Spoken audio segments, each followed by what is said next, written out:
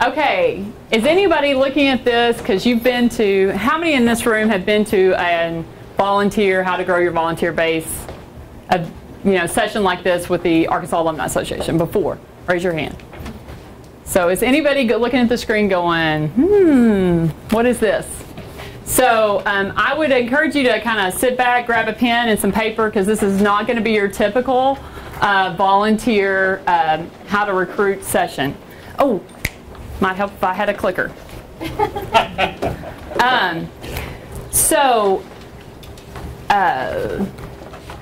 Has anybody ever heard anybody use the word connectors before? This is going to be fun. I'm just about to freak out here. No, I'm teasing. So this will be fun. How do I?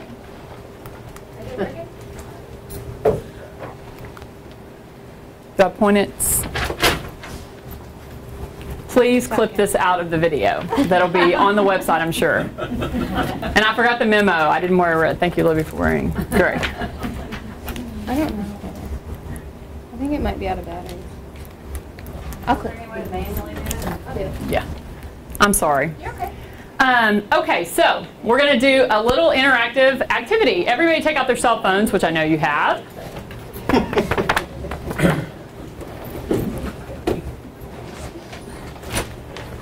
Everybody's already curious. Okay, do your passcode if you've got it locked. Okay, so we're going to start with an easy one. Do you know how to find out how many contacts you have on your cell phone?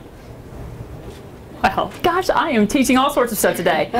Okay, everybody, go to phone, or if you have an Android, I have no idea. But if you go to phone, and then you click on contacts where they're listing, and then in the bottom right-hand corner, you're going to see a number sign. Hit that number sign, and then scroll up just a dash, and it's going to have a number in front of contacts. Please do not yell out the number in front of the word contacts.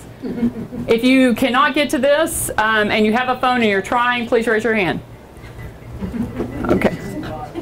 So you don't know how to do it. So you go to contacts, and then there's all those letters on the right-hand side, but after Z is a number sign.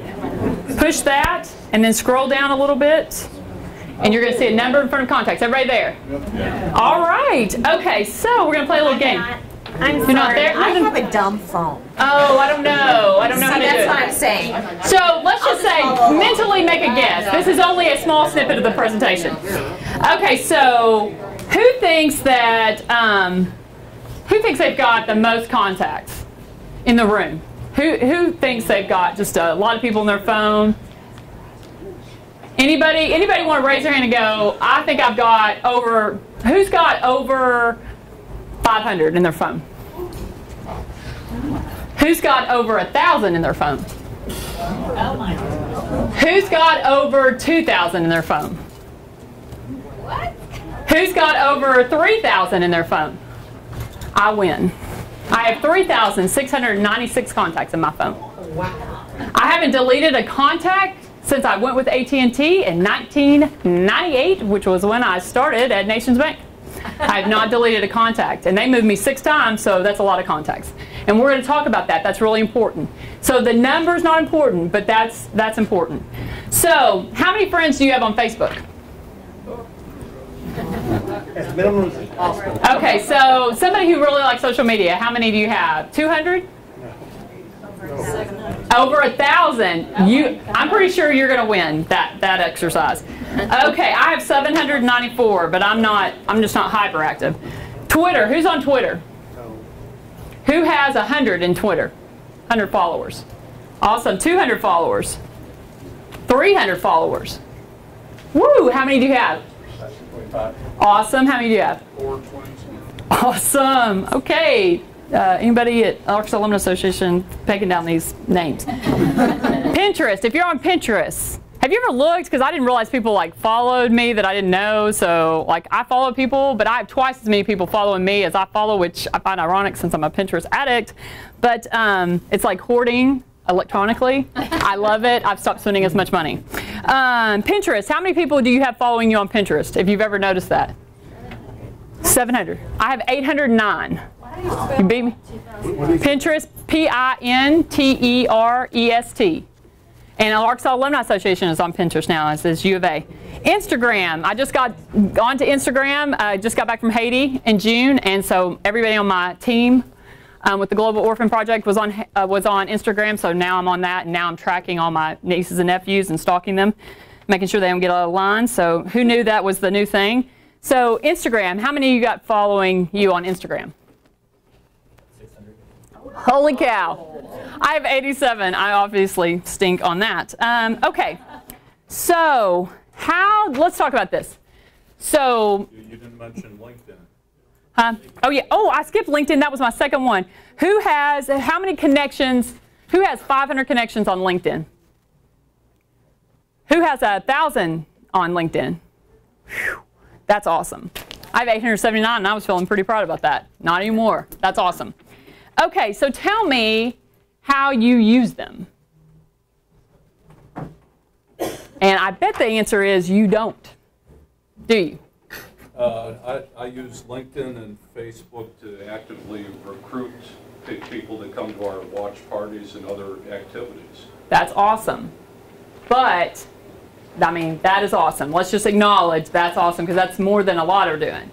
But I'm gonna argue that even by doing that, you're not utilizing it to its full ability, any of these things, and that I would dare say you're not doing it right. And I think the right way to do it is all about being a connector, networking. I'm going to jump ahead of my own presentation, but networking is passe. It's all about connection. And I'm going to tell you why and give you tips on how to utilize it in the new regional groups and everything else. Okay? Whoops. I think we're ready to click. So, isn't this cute? I did this PowerPoint myself. You tell I have I have too much to do. A long, long time ago, in a galaxy far, far away, people worked together, people shared things, food, goods, ideas, skills. People bartered, and people connected. So what happened? Society happened. People happened. We got busy, busy, busy. Suburbs happened. Progress happened. This isn't going to be a history lesson. And I'm not going to go all, hippie on you, wink, wink, about, bartering and all of that. But let's just think back to a simpler, kinder time, and that we used to talk more, right? Everybody agreeing with that? Yes. All right. So, business, and depending on what book you read in business, and I've read a lot, it's different. But business told us that we needed to network. And in the 80s and the 90s and even the 2000s, it's all about networking. Network, network, network. And I'm here to tell you that networking is all about the numbers and that the numbers don't mean squat. You're welcome. I can't believe that I'm letting them videotape me. There are not real people behind numbers. If you're just going for numbers, and we just did a laundry list, and let me tell you, your kids, and if you're talking about the young alumni or the young generation, they watch those numbers like a hawk. I had to go dig for them because I don't have that kind of time. But they watch those numbers like a hawk. But numbers are just numbers if you really don't know the people behind them. Everybody still with me? I'm worried about losing it. So, I'm going to teach you a new way, frankly a way I've been operating in my work for years. I thought I had invented it. In fact, Terry and Carolyn probably heard me talk about connection 5 years ago, maybe 4. But I've been talking about connection and being a connector and spreading this word and stuff and utilizing my LinkedIn contacts and my networks and my Rolodex this way for a long time. And I really did think I had invented it, but now what I realize is there are a lot of people out there talking about connection. You can Google, if you'll Google connectors or connection, you will come across a mass of materials and articles on just the New World Order. And I think it's just really, because it's fascinating, whether you want to talk about it for your church or your volunteer group or your business or your friendships, it's just a really cool idea. So it's called being a connector, and it actually makes networking look as out of date as a covered wagon. So let's buckle up next. And I'm sorry I'm reading so much. I wish I had all this memorized. But I want you to, I've taken a lot of time to write it all out because I want you guys to get it, because I know this is not new to me, but it is to you, so I want to make sure I don't miss anything. So what does it mean to be a connector? Being a connector means you don't simply have a bunch of numbers in your phone, on your pages, in your social media. You actually know these people. And you do that by working at it, by learning about them as people, what they do, sharing who you are and what you do with them. And most importantly, you use that information. You use it. And that is how it is. Okay, so I'm going to tell you a story. I actually can tell you a story about Carolyn too, and I thought about that on the drive up here. So I may do that once I found out. She texted me and said, I'm in your session. So I may tell that story too. So let me tell you about a connection story. And this is just a day in the life of Heather. So I was a corporate lender for nearly 2 decades. So, and banking and all that before then. And then I worked in marketing for several years before that. So my Rolodexes, I'm a networker, I've done all the classes, I've taken the Franklin Covey course 3 times, I keep all that data. So, I think I started doing this before I actually had a name for it. So I've got everybody I've ever done business with, I've got it. And I don't even have all my Rolodex in my phone. That's probably the sad testament right there. And I've got 30, however many, 3,000 and something. So I have a client who was my client for nearly 10 years call me and said, Heather, you know everybody. I am looking for this type of person. I just got $1 million from a vendor, and they said I've got to hire somebody in this role, and I've got to do this. And I'm talking to a firm about trying to find somebody for me, but do you know anybody in this field? I said, let me make some calls. I call somebody that I know, and I know that I think I know somebody, but I know they know somebody. So I called them and said, hey, do you know anybody in this? I got a former client who needs X. Do you think you could help them find somebody? Oh, by the way, this that they're just got $1 million budget for is in your wheelhouse as well on what your company does. So there might be something in it for you too, and you can help them. Do you mind, making some calls? Absolutely. And I said, well, I'm going to hook you two up via email, and then I'm just going to get out of the way and then just let you guys talk. I hook them up. A week later, I hear they've had lunch. He knew somebody. They interviewed for it. That person, the CEO of that company, called me and said, do you know this person? I actually knew him indirectly. No, I wasn't connected to him on LinkedIn, but I knew of their work. And I said, but I trust Clay. And they said, that's all we want to hear. And so they made the hire. And so come to find out, while they're on the phone with me, Heather, we owe you. That saved them $16,000. That's what they were going to have to pay in a finder's fee. So I didn't ask for them to cut a check or anything. Clay nearly killed me, but no. But I said, you just wait. 2 weeks later, I volunteer at a church camp that's also not just church related. They do a lot of stuff, but I go there the week they have inner city kids come in from all over Arkansas. And it's up in near Scott, Arkansas, up Russellville. I love them. I love what they're doing. I get a call 2 weeks after all this. Ring. Hey, Heather, they're building a new building because they're adding on. It's a great, awesome. This all happened this spring. Do you know anybody who might be willing to donate, X, Y, and Z materials? Let me make a couple of calls. So I call the CEO of that company because they have a sister company that has those type of materials. I called and I said, hey, remember when I hooked you up the other day? I now know I've got a camp. They need it. You can write it off on your tax returns. I know you guys need that kind of thing. Can you? He obviously called the CEO of the sister company that was a wholesaler. They called me and said, what do you need? I said, well, let me, I think this is the list. I had no idea what the value of that was. I had no idea what I was asking for. I just said, here's the material list. They said, no problem. I called back the camp, talked to the executive director and said, hey, if you can pick it up, it's yours. And they're like, you're kidding. And then we hang up, they call back and said, I forgot one thing on the list. I'm like, no problem. I called back and they go, you know what this price tag was $7,000 or $8,000 at that point. And he was teasing me when he said, you know this is getting pricey. And I was like, yeah, you can afford it. And because I had that banter with them. But so I call back. The camp is like thrilled. They say we will absolutely. They drive all the way into Little Rock to get it. They get the material. While they're there, a bunch of the guys that are loading the material are like, tell me about Camp Caldwell. This sounds really cool. And that's how it's done. So Camp Caldwell's probably going to get some. They've got additional people who can donate to them in the future. Maybe we'll send their kids to camp, whatever. Plus they got free materials. You know, that company's still saving $8,000, you know, probably on what they would have spent. You know, somebody got a job and all of that, and that's 3 phone calls. So everybody's still with me on what I'm trying, the puzzle that I'm trying to form here. So what's the difference between what I just described and networking?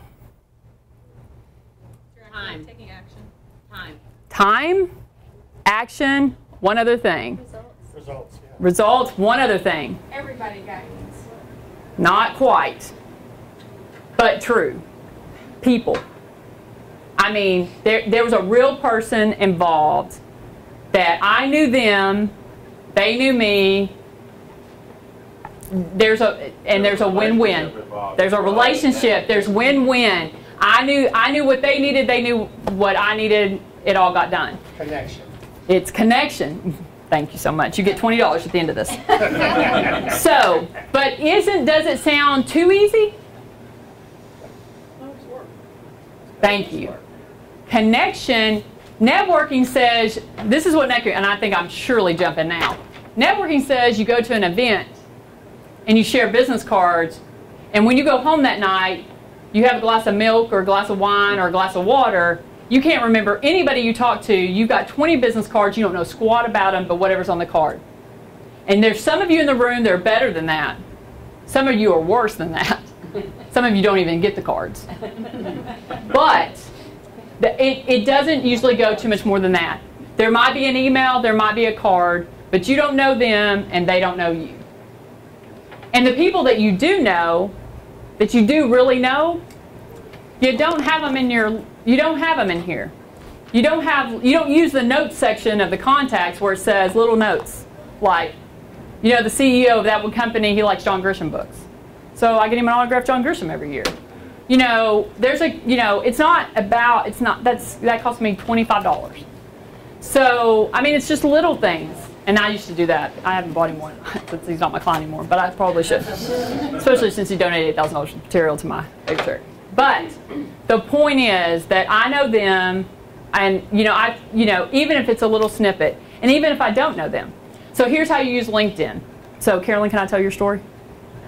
Remember that one? Okay, so Carolyn emails me one day and she says, hey, I think she wrote it as, you're connected, because I think I have my connections on LinkedIn hid because I don't want anybody pilfering, because I want to be part of the action. I want to do the work.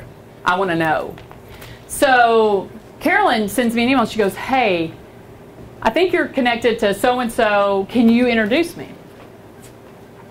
The name didn't ring a bell. And I pride myself. I'm horrible with faces, but, you know, that I understand. So I said, hold on. So I get on my LinkedIn, and I'm not connected to them. I go find them. Well, I'm not connected, but I see 3 of my friends who are. So I emailed Carolyn back, and I said, hey, I'm not connected to them, but a really good friend of mine is. I'll email them, and I'll have them hook you up. And she's like, you're the best. I'm like, thank you. So I shoot an email off and said, I have this awesome individual at X who needs to know why I don't know them, but you do. And I knew that person knew them well. And said, can you hook them up? And they were like, absolutely. And I said, she's a rock star. You're a rock star. Make it happen. So she got all hooked up. That's how it works. Do you want to know what the funniest part of that story is? And that just all hit me when I drove up. The person who I called, who hooked her up, is the person I got a job. Oh my gosh. And that happened a month later. And that's how it works. And I just got chills. Connection is cool. Connection is personable, it's cool, and it makes you feel like a rock star more often than not, and it makes the people that you're hooking up feel like rock stars. It's a much more personal way, but it is much more work, but it's much more engaging, and the results are much more tangible. Okay, so is everybody still with me? I'm ready. Everybody still with me? Anybody bored? No, but I'm freezing. Oh, I'm having a hot flash. You can turn it up, though. I'm going to have a hot flash no matter what. So, so you're probably going, this is fascinating and all, Heather, but how does this help our regional group, our society, our board? So, very simply. So, I'm learning about all the new processes too, but I have been at the chapter level, I've been at the which is now the regional group. I've been at the society level. I've been on the national board. I've been a volunteer. I go to the scholarship thing every year. I am in your shoes. I've lived and breathed in your shoes since 1995. Because I got involved around 95 a little bit, and then somebody in this building hoodwinked me a couple years later, and then Kenny Gibbs hogtied me. So, and the rest is history. Kenny Gibbs is infamous. Surely some people in this room remember Kenny Gibbs. So, whatever group that you're a part of, that you're sitting here in this room, your group has gaps. Who understands what I'm saying? You got gaps in your group. You've got gaps in your skill sets. You've got gaps in oh, I'm sorry. I made copies for you guys at 9 o'clock last night. Does anybody want copies of the PowerPoints? Sorry. Carolyn, you were supposed to remind me to pass those out. I made 30 copies last night. I stapled those myself. So, you need key roles that you need filled. You need more people at your events. You are, right now, what you're doing in your groups, I'm just guessing, having been in your shoes, you're throwing a bunch of stuff up against the wall and you're seeing what'll stick. Who's with me? That's right. So, we need to stop, we need to pause, simmer down, and we need to rethink what we're doing. Carolyn, we're good. Okay, if you have not read this book or know of this author, man, he is on to something. But I'm a big reader, but you can Google him, and you've got this on the slide, but I highly recommend it. But I can't say enough about what he's done in his research and stuff, but this is just a great snippet, and I'm not going to read it because all of you can read. But this right here, what he's describing here, there are two kinds of connectors, those who are part of your social circle and those whom you have weak ties. Both kinds of connectors can expand one's social horizon. So this is gospel. This needs to be, if you like this idea, this is your new gospel. Because you have the people you really know, and then you have the periphery. And what I always tell people on LinkedIn, you shouldn't connect to people on LinkedIn without an introduction or if you really know them. Because I keep mine very professional. So, I mean, those are people that I know, I've done business with, I've connected somebody up, but there's been something real, even if it's minute, between us. So I keep that really, Pinterest, whatever, I didn't even know people were following me. Instagram, I don't care. Facebook, I keep that very private. I mean, I don't mix. Like, I got professional friends, but they're not on my Facebook. It's not that I don't like them, but, And I probably eased up a little bit over the years. I mean, I'm only on Facebook because of the Walton College Alumni Society. Who knew what that would cause? But what I'm saying is there are people, though, that use LinkedIn for their weak ties. But let's not focus on that. Let's just say that you have people on LinkedIn that maybe you don't know as well as others. So let's look at it that way. So this is why I absolutely love LinkedIn. I only use it professionally, and I've said all that. But if people need to meet someone, I'm connected with them, they reach out to me and I do the introduction. Just like what I did for Carolyn. Guess how much energy and time helping her out, make a key connection, how much that time and energy that took me. Anybody want to guess how long? 5 minutes. I mean, literally, it took me probably a minute to pull up my LinkedIn real quick, search, you can see who's connected that you might know, boom, boom. I did maybe 3 emails that day, and it was done. So, Yeah, she checked in on me. I did check in on you. That is so sweet. it is neat to kind of make a mental note and kind of after you connect somebody and go, hey, you know, how did that go? Did everything work out? But the key to this whole process, like with LinkedIn, is so what you're doing is I'm hooking up a weak tie with a strong tie, and now they're creating a strong tie, and then now that weak tie for me is stronger because they're trusting me more because I've hooked them up with somebody awesome. Everybody with me still how that's working? Okay, so that's the key though, trust. So you don't want to be connecting people up who you don't trust, that you don't know. That's another difference. And networking, oh yeah, I know somebody who does that. Here's their card. I don't care what happens. You know, I hooked you up. In connection, I'm not going to call Carolyn a rock star unless she's a rock star. And she is. Do you see the difference? So you're really, because you have an invested interest in that. And that makes a difference. Okay, so it isn't just about who you know and who you don't know, but who the people you need and who need your connections. Let's repeat that. It's about the people you need or your group needs and the people who need your connections. So it's a win-win. So is everybody seeing how that's still that circle? Okay. I'm not trying to talk down, but this is a new concept, and I was really scared to talk it like this. So I was like, well, I don't know if everybody's going to think I'm crazy. So 60 degrees of separation. Who's heard of that? Who believes it to be false? Come on, you're in Arkansas. It's -6 in Arkansas. That's the running joke. Come on. So that just lightens up the mood. It is -6, and that's the shocker. I mean, it really is. Especially in Arkansas, let's just not kid a kidder. But, you know, it's really important. So, my connections are my connections, but if I have 3696 people on my phone, okay, so this is where I knew I was going to need this. So, this is stolen from networking, but it's just to remember. So, I have 3,696 connections. And then my connection, let's just pick on Carolyn, has 500. And I have a weak tie to half of those.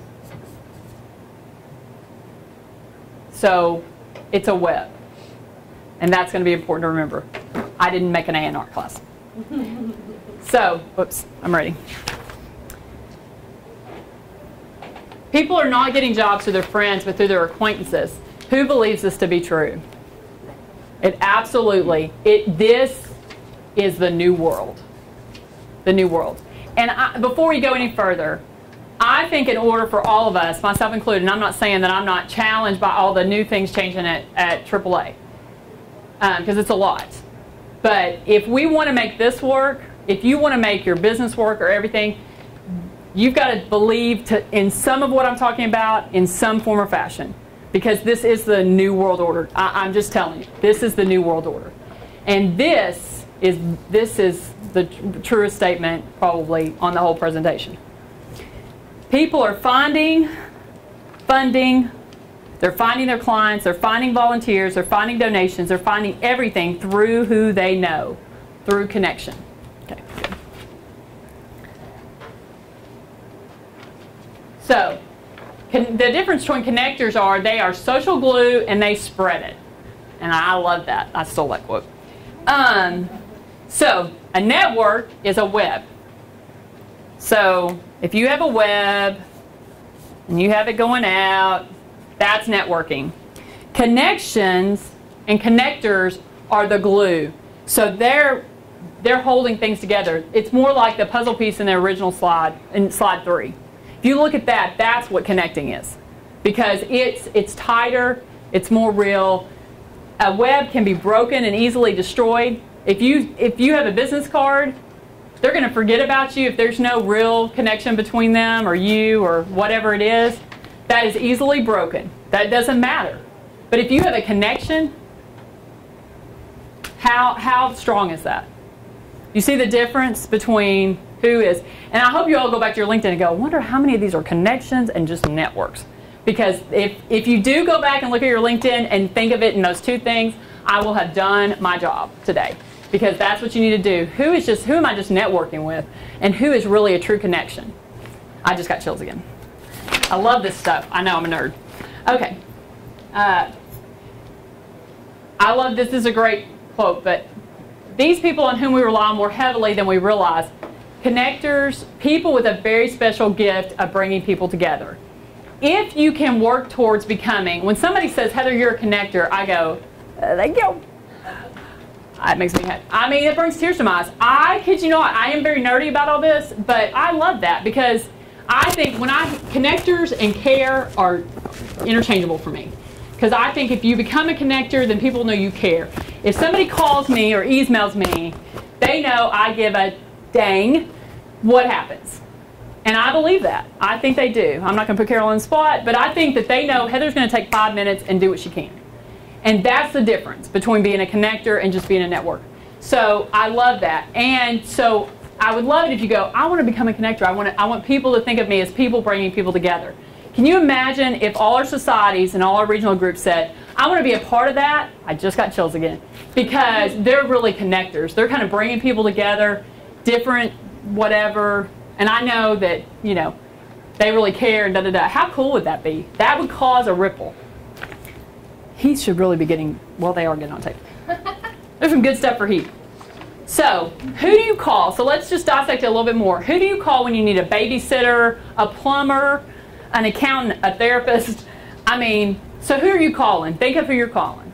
You're calling, hopefully, somebody who cares about you, somebody who you trust, if you're calling for a babysitter. So would you qualify them as they're not just part of your network, they're really somebody you're connected to, right? Think of that process and you're just growing it. Everybody still with me? Okay. So, because that's what you're doing. So you're already being a connector, you're just being it on a smaller scale. And you're not really labeling it as such, you're just going, well, that's my best friend. Or that's my trusted partner at work, or that's whatever. That's a connection. If it's somebody you trust, somebody who's not going to, that's a connection. She jumped me. So, we are obviously not in sync here. So, what does this have to do with you, and what does this have to do with AAA? It has everything to do with you. I hope that you'll see this as something you take into your life, personally, professionally, but this has a lot to do, I think, with the future of this organization. Because I think that when you look at, I'm really passionate about the scholarships. You know, if you hadn't heard that, I am. And I think the reason that the scholarships are successful is because we care. And I think that people who have been drawn to this association because of the scholarships, it's because it's a point of caring. And we've already heard that I believe that caring and connection are simultaneous. They're interchangeable. So, if we are going to bring in the masses and really create change and really be an organization that everybody wants to be a part of, we've got to put more heart into our organization. We've got to care more, and we have to show and talk about when we care. And one way that we care is $1 million in scholarships every year. That is huge. And one way that you can build on that enthusiasm is send people from your groups and participate in the scholarship 2-day up at, and you can just come 1 day, but you know, I'd highly recommend 2 days. But you can go 2 days every February. It will change your life. It will also, if you're a little on the edge going, I'm so tired. Oh, I've been a part of this organization a long time. You want to get reignited? You come to the scholarship 2-day in February. It will reignite you for all the things that are good about and great about this organization. And those kids are our future too. Whether they get a little scholarship or the big scholarship, they're future alumni. So, you know, connecting with them and caring about them, that reverberates for people who see and look in at what we do. So everybody still with me? So, the world has shifted, in my opinion. We want personal. Business is personal again. Thank goodness. Or we at least want it to be. People want to matter. People need help, and we need help. Connectors do every bit of this. Connectors make things personal. It's not just business. There's a personal level to it. I think that's critical. and they're helpful. I mean, when you meet a connector, they're probably a little crazy, CC, you know, connector, crazy. But you'd have to be crazy a little bit to kind of keep it all. But I'm just making excuses for myself. But the point is that they do care, and I think that that's the difference when you meet somebody, especially in business. Of course, I've been in business. I've worked since I was 13, so I've always been in business, it seems. And I think the biggest difference between networking and connecting is caring. And I think when you meet somebody who really cares in business, I think they probably would qualify more as a connector. So I just think that's a big aspect to it. Okay, this is where the rubber meets the road. We need more connectors in our regional groups, societies, and boards. Period. End of discussion. You need more people who are like glue and care about other people and can help you bring in, who care about it the way that you care about it, and you obviously care because you're here. So we need more people like you. So, and I'm going to skip like everything I wrote. So we have, over the years, so I've been involved since around, you know, I graduated in 94, probably been involved since 1995. I have seen us try all sorts of ideas on bringing in and retaining good volunteers. I think we have been going about it, I said the wrong way, but I typed that at 9 o'clock last night. Maybe I won't be as harsh. I was really tired. But I think that we've missed something. I think that at least the last few years, some of our focus has been, and I'm on the national board, so I'm just owning this, on the numbers. You know, we're in the middle of a recession, you know, can't fund the scholarships. I mean, there's real tangible reasons. But I think that we focus more on the numbers and not the people. So what I love about what's happening now is I think that we're getting back to the people. And I think that's where your success or failure is going to shift, whatever group you're representing here today. I think that we've got to make it personal again. Because if you're part of an alumni association of all things, I mean, it's personal for you. Why else would you? I mean, you graduated years ago. I mean, I graduated in 94. I mean, who cares? I mean, if you're participating, you're either passionate about the Hogs, you're passionate about scholarships, you're passionate about going to tailgate parties and about, you know, being with your friends. You're passionate about something, or you're not going to an event, you're not coming to a Razorback game, you're not doing squat. Is everybody still with me? There is a level of passion in it. So where there's passion, there can be true connection. Everybody still with me? But you have to care about that person. What, you know, and you have to get to know them. What is, because it's always been, one of the things I've heard in committee after committee is, well, why should I join? Why should I mean, how many people have heard that from people? Well, and I tell people, because $5 of it goes to scholarships, and we are changing the whole world with scholarship dollars. So that's my answer, but I'm passionate about scholarships. I mean, I can tear up in about 5 seconds, so we're not going to talk about it, because it's on film. And then Robin will see it, and she'll laugh at me. But I'm all about the scholarships. So for me, that's really where you hook. Well, guess what? You're going to have to go back to your organizations, and you're going to have to do some work. You're going to have to figure out what is the hook for people. Because guess what? If I went down every one of these tables, okay, you can turn it down. We got people people passing out in here. If I went every one of the table, and I'm going to pick on people in just a second. You're passionate about at least one thing. So what makes you do this? What are you passionate about Fayetteville, alumni, whatever? One word. One word. One word. Pride. Pride. Community. Community. Of course, I love that. I didn't plant her. What? Razorbacks. Razorbacks. Just connection. Connect. So, okay, and I didn't plant her either, I swear. Band. That word. So, every one of you had something different. So, guess what that means? If you want 30 people in your organization, all 30 of them, their passion for all things Fayetteville, U of A, the alumni, whatever, society, whatever, is going to be different. Let's let all that little soberness right there sink in. Because all of a sudden you realize, man, that's hard work. But it's not. I mean, it is. Okay, I'm lying. It is hard. but you're going to get a lot more out of doing it this way than you have been doing it the old way. Anybody believe me when I say that? I'm seeing some head nodding. Okay. So we have to add connectors to our mix. You have to tap into those connectors for their Rolodexes.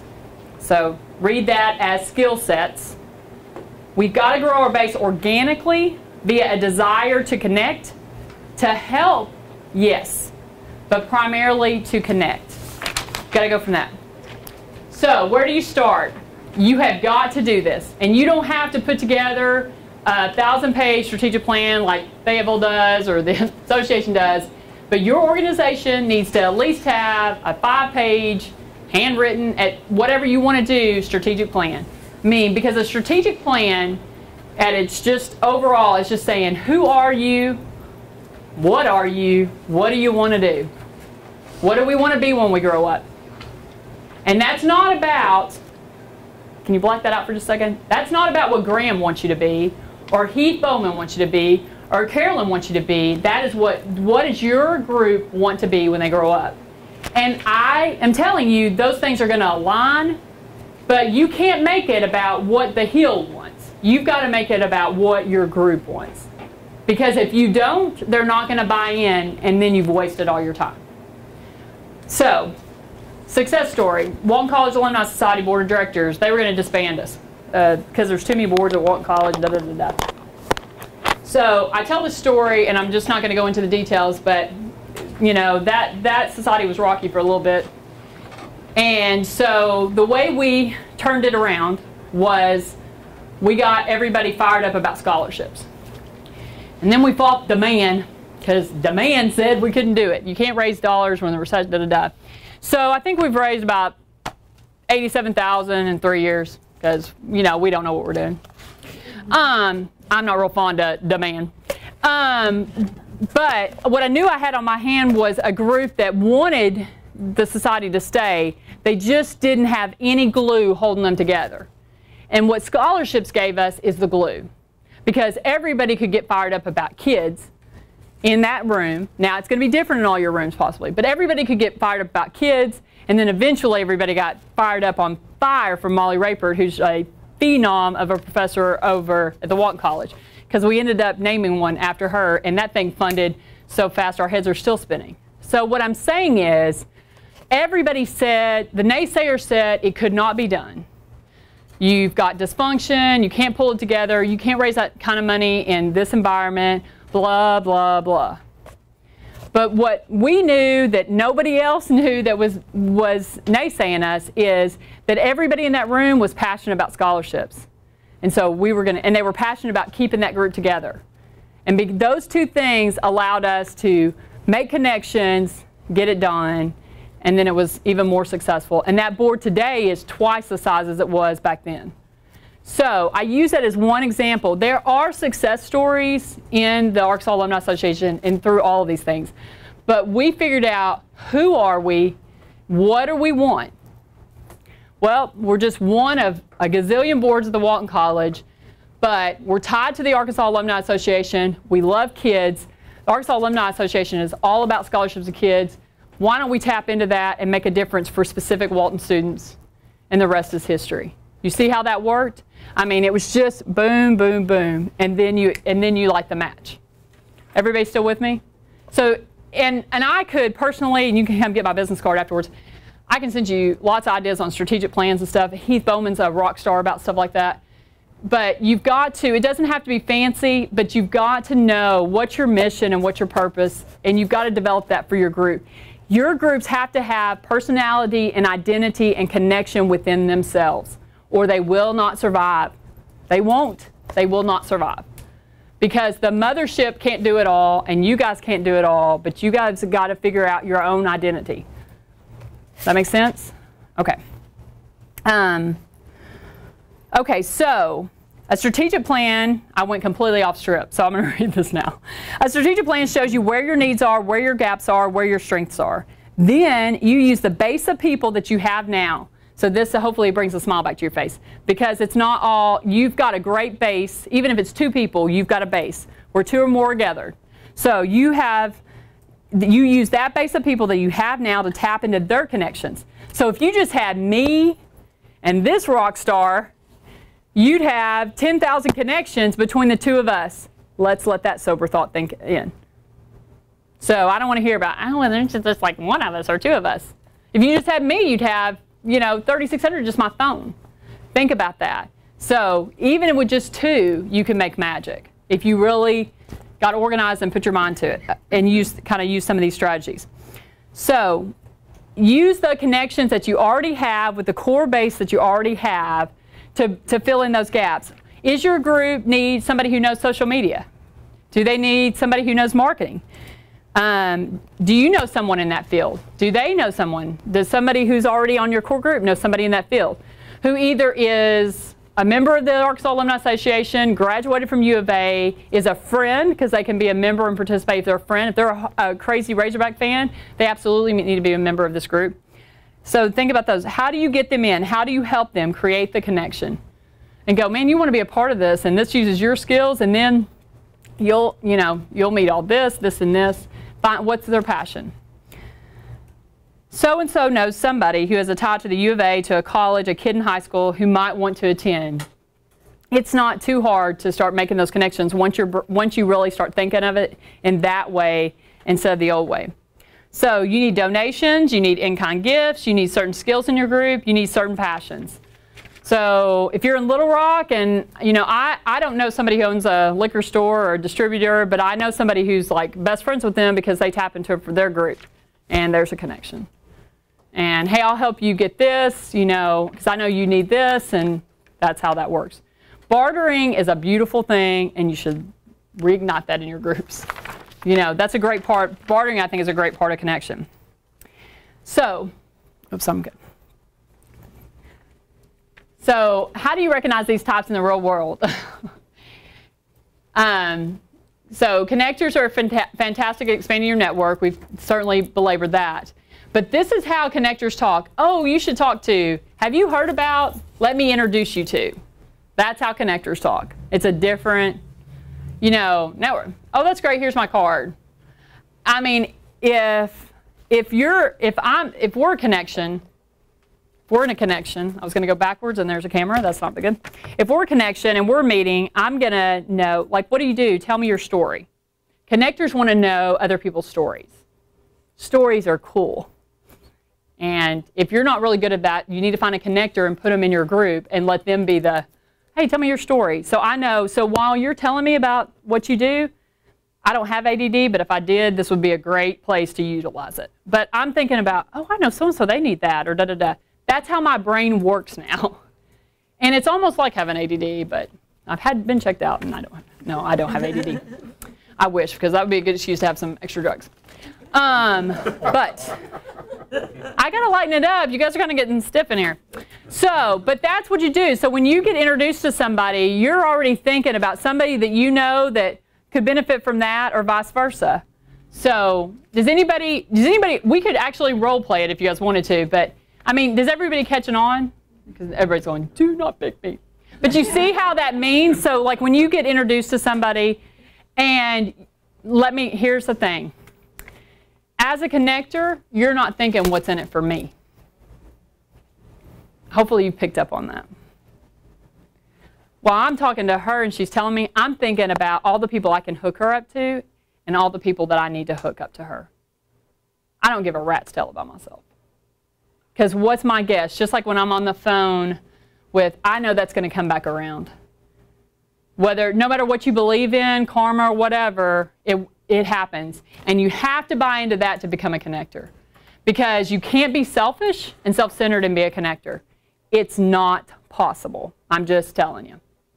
Been there, done that. Not possible. So why are you selfishly hiding your contacts from other people that want to connect with you? Because I like the stories. If I had done that, then I wouldn't know the story. Because I'm just crazy that way. Because for me, I'm going to get to learn more about somebody I don't know who's a weak tie and somebody who's a strong tie. I had no idea Carolyn was interested in what she needed.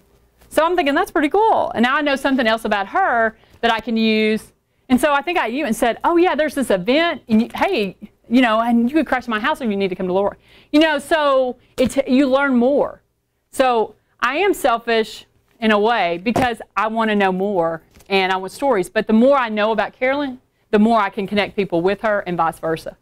And then somehow that's gonna take care of me. It just works out that way. Does that make sense? That's a great question, though. I mean, that's an exceptional question. It also means you've been really listening, so I thank you for that. But that is an exceptional question. Now, if you're not as obsessed with stories, I mean, I should have been a journalist.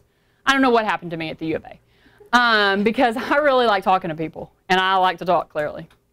So that's just me. So I would just say that if you don't care about that, I mean, if you want to connect, but you don't want to like connect and be all up in somebody's grill, as the kids call it. Did I even use that phrase? Or I'm not even sure. But I have lots of nieces and nephews. So if you don't want all that, then keep yours open. And I know a lot of people who do. I mean, everybody can see everybody's connection. And don't think that late at night when I've got insomnia, I'm not going through people whose connections are open going, oh, that's somebody I need to know, or da-da-da. I'm a little obsessed. I think it's fun, though. See, for me, this isn't work at this point. I've been doing this so long, I just think it's fun. Because I know all these cool people that do cool things, and it's just cool.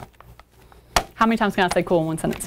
Heather, Yes, ma'am. explain that last sentence. I think it notes not individuals. Yep.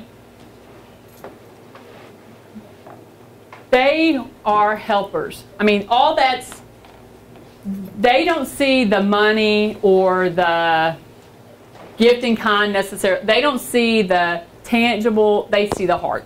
They see the person. And so that's kind of like just what we've been describing here. So connectors, they want to help. I wanted nothing more that day to help Carolyn. I wasn't sitting there going, well, if I do this for you, what's in it for me? I did not only did I not think that, I did not say that. And when the CEO of a $50 million company called me, I didn't say, how much are you going to pay me? What are you going to do? I didn't even think it. I just like, yeah, let me make some calls. Because I care about them and they care about me. And that, it's got to be a baseline in this. And caring. It can't be baseline in the end result. But I'll tell you, the money will come. The gifts will come. I mean, all of that comes. It just naturally. People do give more and help more when they're passionate about it, when they know people care about them. You see, does that make sense? But that's, I mean, that's the kicker. I mean, that's, you've got to get into that mindset where it may be slower. It may be slower to grow your organization by connecting versus networking. Let me just say, it will be slower. But there's more breadth and depth to it than there is by just having sheer numbers. You give me 20 connectors, they'll outwork and outdo your 100 network. Every day of the week and twice on Sunday. I would put paycheck gross, not net on that. Absolutely. So that's what you've got to grow a group of caring individuals who care about other people, who care about bringing people into the group because they want to be a part of something bigger than themselves, they want to have fun, whatever. They're not just being a part of it so I can grow my numbers. Does that make sense? Great question, though. Okay. Excuse me. It cannot be about the money, the gift, or the time. It has to be about the person. Connectors are personal, but more than that, they care. They want to help you help someone else, and they believe that somewhere in the universe that will help them someday. Hence the example I gave earlier of what happened to me, connector. I don't know. The only thing I got out of a bunch of about $30,000 that exchanged hands, all I got out of that was a really good feeling in my heart and a great example to share with you guys. That's all I got, and I could care less because a bunch of people are happy, which makes me happy. It's got to get to that point. Oh, sorry. Oh, good. I'm on my last slide. Okay, so here's your task, really quickly. Are you a connector? You need to evaluate your current volunteer model through this lens. And, oh, good. They did get my changes in. So, are you setting yourself up for success or failure? Connectors build bridges. Is that what you're doing? Identify what you're missing. Do you really need a connector, or do you already have some, and then start going from there? You may have somebody who you're going, we've got A, B, and C. They are absolutely everything she just described. Then do that. If you don't, you need to start searching for one. Then share and trade your superpower with theirs. That's what you have to look like. I have a bucket of skill sets. You have a bucket of skill sets. You have a bucket of skill sets. You have a bucket of skill sets. If we start going and thinking of like hippies and bartering, but if we start sharing all of that, that's when you get into connections. So, and then you're measuring yourself on not real numbers, and real volunteers, but on how many connections. What are you doing in your heart? Okay, sorry. I think that's my last one. Yes. So, I know there's been a lot. I actually wrote that, but can we? 2 questions. 2 questions. Does anybody have any questions? Yes. Sir. So, especially like with young people, young people are generally lazier now. They don't want to communicate with people verbally, want to text message, things like that, and all that kind of stuff. So I guess how do you get them to become a connector, or what's the best way to get them from going beyond the network to connecting? Because especially with young people, it's all about what's in it for me. I think for some it is, but I think that's true of my generation, your generation. You're clearly younger than I am. I think that's true of every generation. I think the current generation has gotten a lot of hard knocks against them because they're deemed that. Some of those have come from me, but I think it's who you're dealing with too, just like it has in any other generation. So let me just do that disclaimer. So I think you've got to take all of that with a grain of salt. But I think you're wrong. I think they're actually better connectors than we are. I think their use of social media and technology gives them mad skills that we haven't even begun to tap into as an organization globally or on these individual levels. So I think that what you do is they never delete anything. Number one, they really don't realize that you can't delete anything, but they have a web. I mean, they never delete. I mean, they're on Instagram, and I know this from, bless my heart, my nephew. But they have people on there. They met in Florida and a band trip, and they're still talking to him. They're much better at this than we are. Much better. In fact, if you want to learn how to be a good connector, to some degree, as far as just pure skills on using the technology, you ought to go find a 15-year-old. Because that is what they're all about. Now, they want numbers. Now, I'm Pollyanna right there. Because they do want the numbers. I mean, I've got 1,000 followers. But they're still hooking up, and if you go onto my nephew's, bless my heart, Instagram account, and there's 1,400 comments, they're connecting. They're not just posting photos. They're doing commentary back and forth. That's connection. So it's just kind of thinking about it different, because I'm the worst. I can't, oh my gosh, they have to listen to their iPods while they work. I mean, seriously? I walked to work. I want to add to what she's saying in response to what you're saying. Even if you're not communicating face-to-face, what you're gathering through these connections is intel. Mm-hmm. So, yeah, maybe I didn't call Heather on the phone that day, but I've been watching her. I haven't talked to her in 3 months, but I've been watching her. So I know maybe not a good day to call Heather. She's going through some stuff, or maybe it's the best day ever. Whatever it is. So she's stalking me on social media. Well, but that's the reality of it, is that you've got this intel on people. Your net's cast as wide as you want to cast it. And they're going to connect. They're going to do it via electronics. So they're going to, what you're going, well, I'd have to call that person and do this and this, and it'd be an all-day deal. Well, I need to take them to lunch. Yeah. Our generation would have said, when I got the call that day from the CEO, well, let me take you to lunch. We'll sit down. It's certainly what a lot of older men in my old profession would have done. Well, let's go play golf. And I'm looking at Libby because Libby's still in the field. But, let's go play golf and let's talk about it. Let's go to lunch, and then you expense a meal out. Somebody else, if they were networking, would have spent a whole day and spent somebody else's money to do it.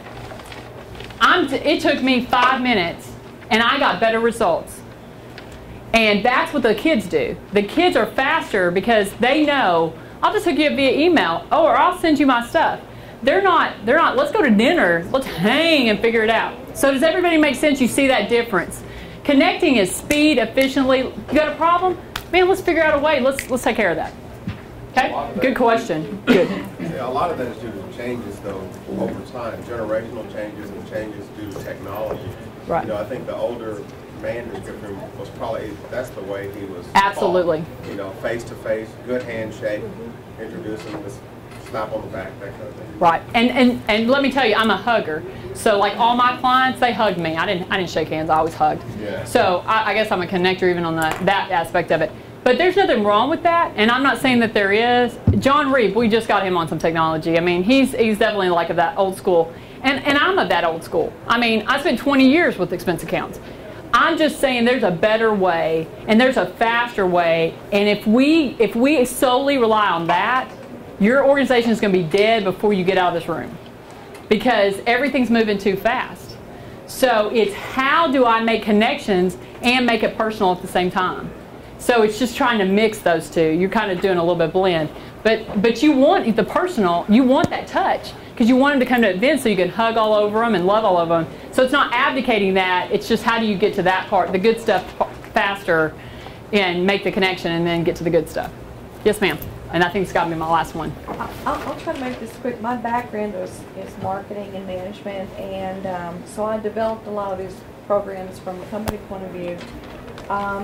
If people are using a lot of different avenues for connecting, at some point the numbers get so big you need to consider what kind of database are you going to use. Are you going to use ACT that has comments? Are you going to put it all in your phone that has contacts?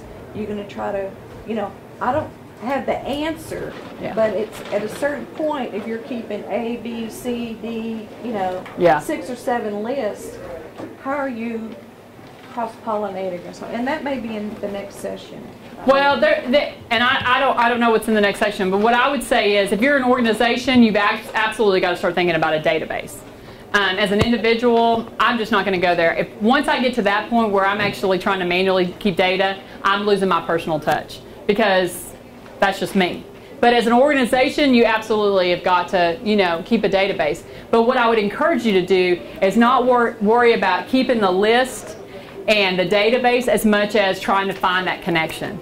And then, because they're keeping a database too, so that's good too. But you're absolutely true, and I think about that. How will I change in the future if I get too big? Thank you so much for listening. I really appreciate it.